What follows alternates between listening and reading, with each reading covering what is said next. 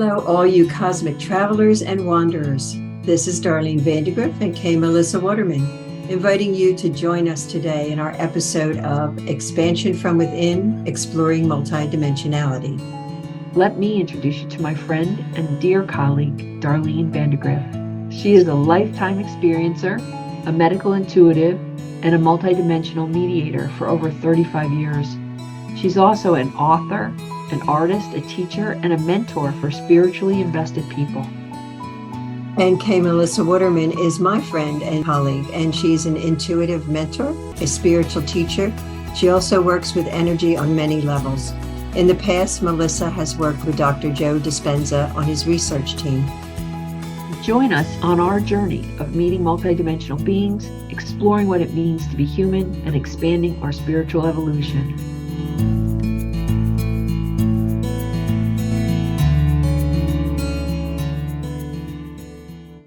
Today we're going to talk about dimensional minutia. It's on everybody's tongue, isn't it? Dimensional minutia. I love it. And how did we come up with this name, dimensional minutia? When we were going over the questions that we might ask for this particular session, I had asked the evolves if they had anything to say, and they were like, oh, you want to deal with dimensional minutia. And then we were like, okay, so we'll call it that. Yeah, it's a great name. My first question about dimensions is, can we talk about how the dimensions are set up? Are they layers? We choose to see them as layers because we need to have things linear and they need to make sense to us. Otherwise, it's like that movie, Everything Everywhere All the Time. That is how it is. Maybe it doesn't move that quickly, but it is how it is, where everything is happening all at the same time. So the dimensions, they bleed into each other. The best to say, they're not separated. They're not, you go from one to the next to the next. They move into each other and they move through each other. Those places of leaving the physical form and going, like we talked about last time, and going into the light or going into the cosmic library, going into that field to relieve the body. That is one form of dimension, but within that cosmic field, there's many dimensions. There's the 6th, the 10th, the 12th, the 30th, however, infinity that we can access at that time. And we're not necessarily restricted only by choice or by our evolution. Is there some benefit to defining the dimensions in specific ways so we can know more about them? If you take a look at the first and second dimension that we work with here, it's flat. Third dimension is not. And once you're in that place of where nothing's flat and it's moving, then there's the 4th and the 5th dimension, and everybody wants to get into the 5th dimension because that's where it feels like we're heading. In a piece, that's true. And so there's a higher vibration according to how we need to view it. It's a higher vibration in 5. Maybe we're a little bit more wiser, a little bit more spiritual than we would be in the 3rd dimension. But that doesn't make us better than. That doesn't make anybody better than. It's just a different experience. If we are in the human place of reaching to be a light being, which it seems like there's more intention, I want to be a light being. You may already be a light being and have that on another dimension as a multidimensional part of yourself, but you may not know that here. So these dimensions are, I would view them as more frequency, higher vibrational frequency, like you vibrate at a different level so that you're not at the beck and call of the lower vibration that may not have as much heart space in it, or may not have as much compassion or empathy or whatever. Those places of dimension, if you think of our evolution as being more heart-based, coming into more of a light body, being a light being, being more benevolent, all of those things are part of the dimensions moving up, if we want to view it as moving up, as opposed to that they're all there at the same time. So it's more like humans are currently coming into alignment with having the 5th dimension more available to our consciousness. Yes. As we evolve and as astrologically things align, that there is now a possibility for more of the 5th dimension to be available to us. It's always been there. It's always been doing its thing. We just have been in a frequency that doesn't jibe with it. That's right. So 150 years ago, we wouldn't even be having this conversation with the majority of people. But look at how many people are. There's more and more people waking up, as some people say. There's more and more people that are saying, I want to have a deeper understanding of things in general. So they're curious. They're bringing their curiosity up. We're not in survival mode as maybe we have been for thousands of years. Our intellect and our curiosity and our heart space is opening, and we're seeing more that's available. And the fifth dimension, as one of them, is the next thing that we assume is the next thing to be available. How does the astral plane fit into this way we're talking? So the astral plane is like that in-between state. So we have an energy body that goes around our physical body. So does Earth. Earth has an energy body that goes, and it's not her atmosphere. It's right past her atmosphere. It's that toroidal energy that goes through her and comes around, that is the astral plane. For some people, they get stuck, or they believe they're stuck in that energy field of Earth once they leave their physical form, that they can get stuck or forced into the astral plane. We talked to Isha last time that was talking about that father that is helping those beings that are here for a short period of time. Those babies, the embryos, the abortions, the miscarriages, they're here for a short period of time. He's choosing to be in the astral field because that's where they are. So when they leave, they are going to this astral field to move through that, to go into the bigger galactic library, to go into the field, to go into that space so that they can make different decisions. The astral field, as I see it, is part of Earth's energy field. Is it possible that beings that have had a physical body on Earth are choosing to be in the astral plane because they have a purpose to fulfill? They can choose to stay around a loved one because they're not done. They want to oversee, they want to be connected to. That can be part of their accountability place, is that I still want to be accountable for taking care of my daughter or my son or my mother or whatever. So it's still a choice, but they're not ready to move into the galactic place of, I'm done with this. Let me see what else there is. They want to be here. Right. So there's always choice. Yes.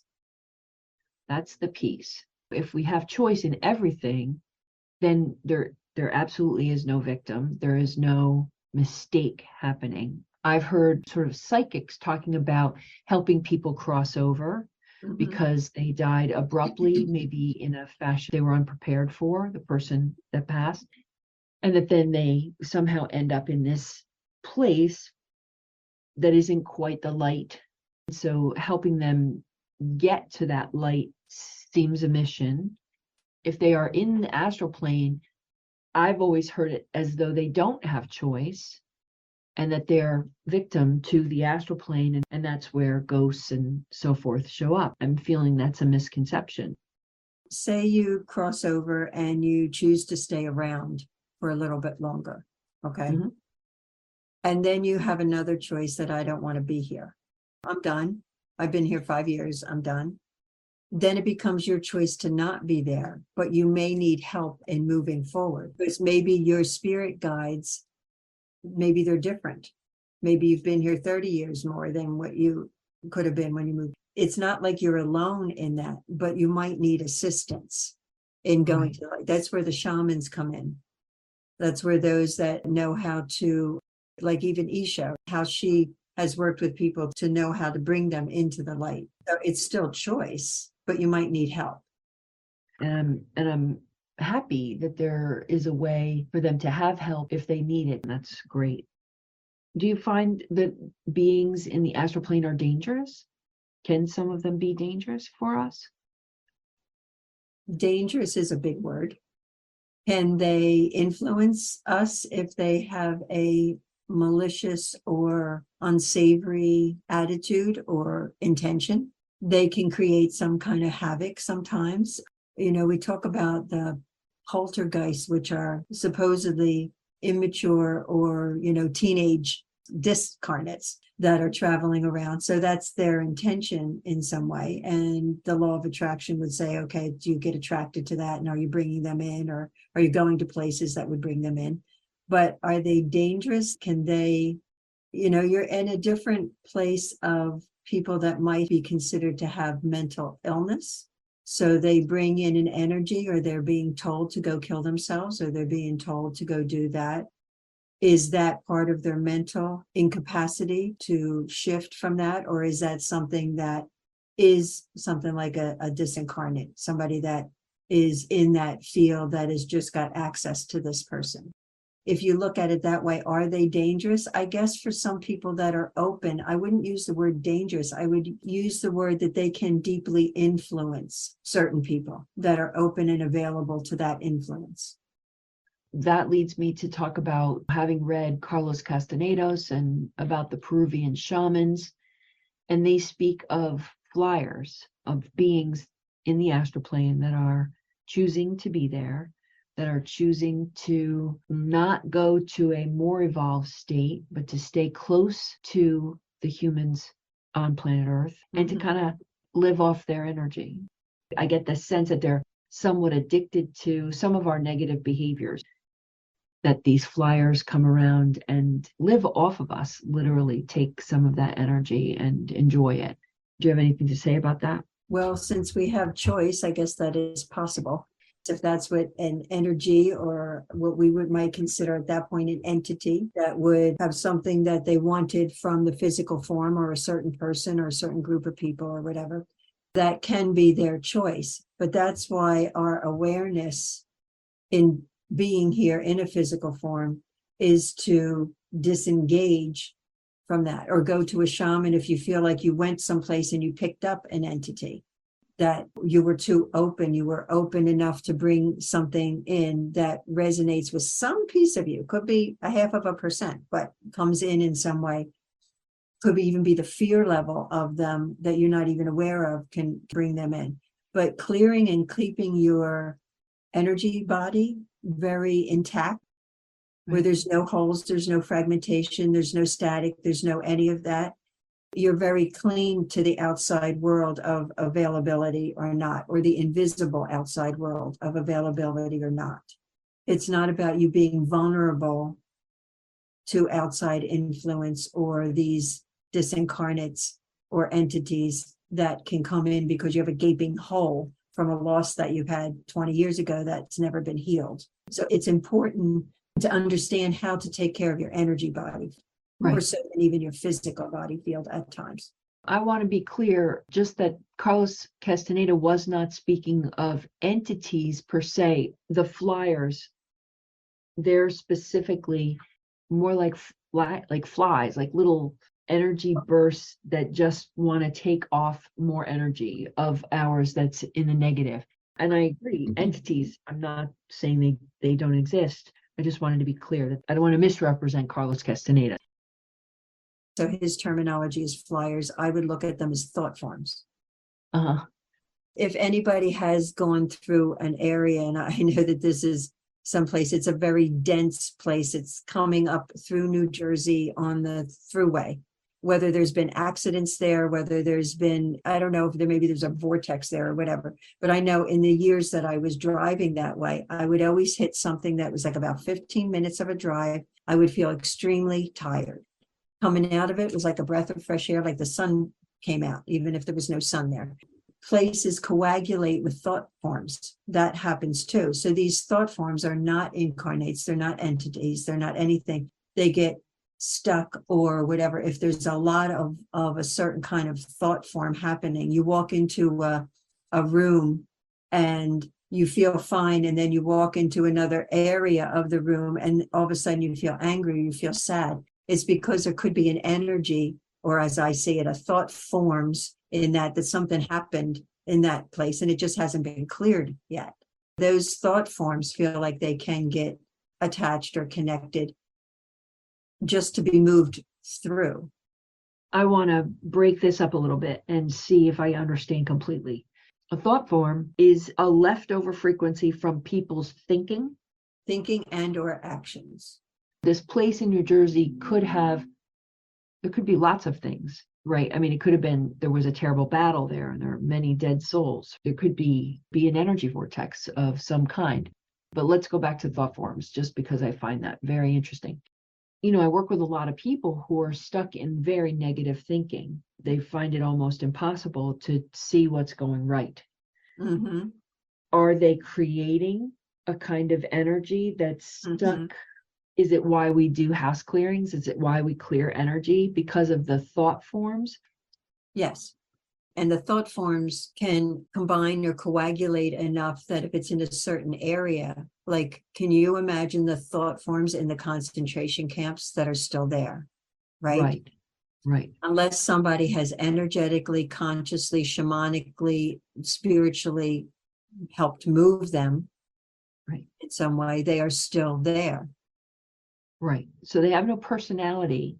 They're Mm-mm. just a frequency literally emitting from what all the people were thinking. Yes. So let's move into, if that's happening in certain areas, where there's certain areas on the planet that have conflict, that have had conflict for thousands and thousands of years. Right. And you have more people there. Right. That are still in conflict. How much are they being affected by the area of the thought forms?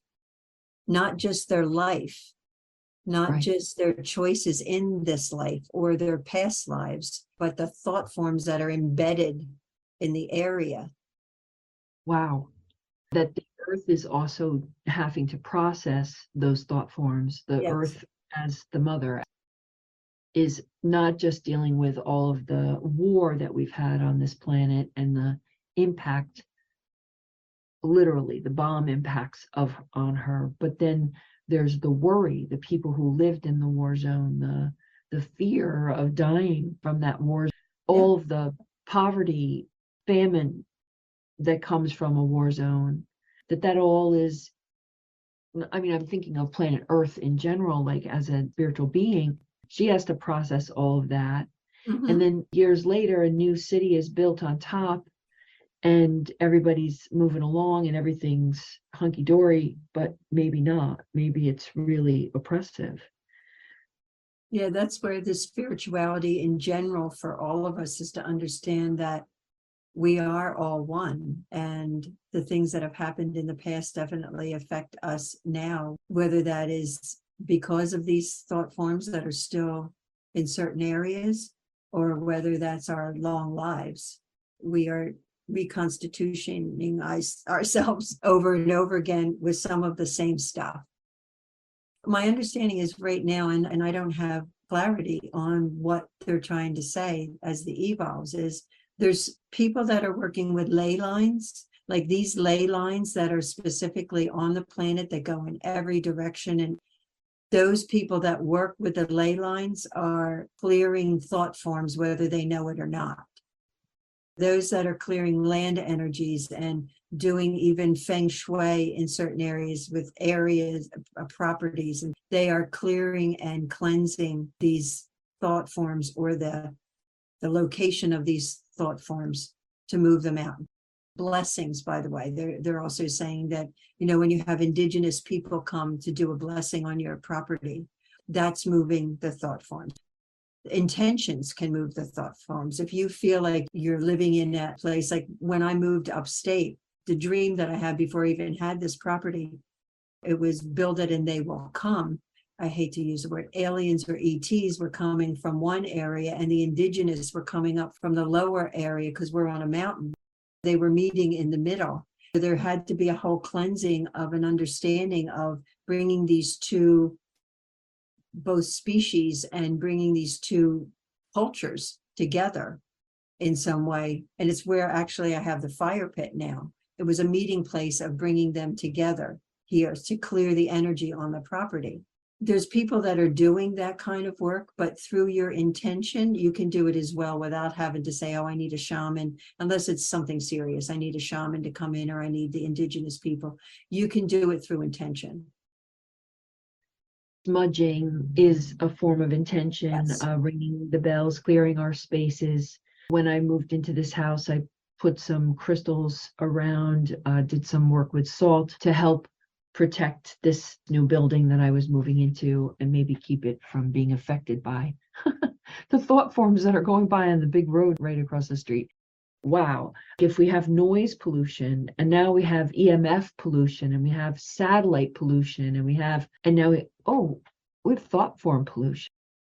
If you take a look at the astral plane as far as Mother Earth's energy body, and that's on the outside of her, and then you have her atmosphere and the weather patterns. So what was a big eye opener for me like 20 some years ago is that the weather patterns where it brings moisture down into the earth is actually because the moisture that comes down, the thought forms come with them. Just think of it's like it brings it down for Mother Earth to cleanse. So whether that's water or snow or whatever, it's like then it gets absorbed into her. So she's actually creating a way to bring them down in an area that, and if you think of the desert in a place that might have had lots of issues and there is no rain or anything, it becomes more stagnant. So the rain or snow or any form of fluid, liquid that comes down through her in a weather pattern, it gives her the opportunity to cleanse the thought forms that are in that space. Does that make sense? Yeah, it does. And does it take away any of the other layers of things I just mentioned, like EMF, microwaves, like all the other kinds of pollution that are in our air and space? Does the rain also help? Does weather help with except that? it comes back. It can bring it down to a level, but thought forms, when they come down through the rain or the snow or whatever, they land, they don't come back up again. They land and Right. Mother Earth absorbs them in whatever way that she sucks it into her ground or moves them through streams or whatever. But when you're talking about EMFs and you're talking about that would exist in the invisible realm around us that we don't see, that might be harmful to us, that might lower it, but it doesn't take it away because it's not a thought form. Sure. It's a frequency. Be nice if it did. It affects it a little, but it doesn't cleanse it like a thought form would. Do you have anything else that we want to talk about or that you want to say about the dimensions in general? I don't know why they're saying dimensions are survivable. They're survivable. That's good news, isn't it? What does that mean exactly? There might be that exist with certain humans, certain beings, that they feel that they would have to give up something in order to move through the dimensions. I think what they're saying is it's survivable, meaning that even if there is what we would see as loss, it's all choice. Say you're in the fifth dimension, you exist now in the fifth dimension. And the sixth dimension means that you have to give up, and I'm just making this up, you have to give up your sexuality. Uh-huh. And maybe some people don't want to do that. Does that mean that they don't go to the sixth dimension? No, that means that they have to see it more clearly in the fifth dimension of who they are and whatever is being offered there. What is their evolutionary state? Survivable means that they are not confined to any of these dimensions, but there are higher frequencies as they go into other dimensions that certain things may not exist. It would be up to them to say, okay, I like the fifth dimension. I'm still making that up. I like my fifth dimension because I still have my sexuality, but the sixth may not have that. And so I'm staying here. And there's nothing wrong with that. We're saying there are beings then in the first dimension having a fine time being a dot. Fine time being a dot. The Right. dot on every page at the end of every sentence, and they can still have a good time with that. I'm open. I feel very happy about that. The choice is profound. I think we should talk about free will in another episode and how that actually works. And is that different than choice? But we'll save those answers for another episode. And we want your questions so that we can expand what we're talking about and get more in depth. Please feel free to submit them at soulunion.com. And I think we're good for today. Don't forget, everybody, that there is the Cosmic Travelers live session on the third Sunday of each month. We have a Facebook page for the Cosmic Travelers.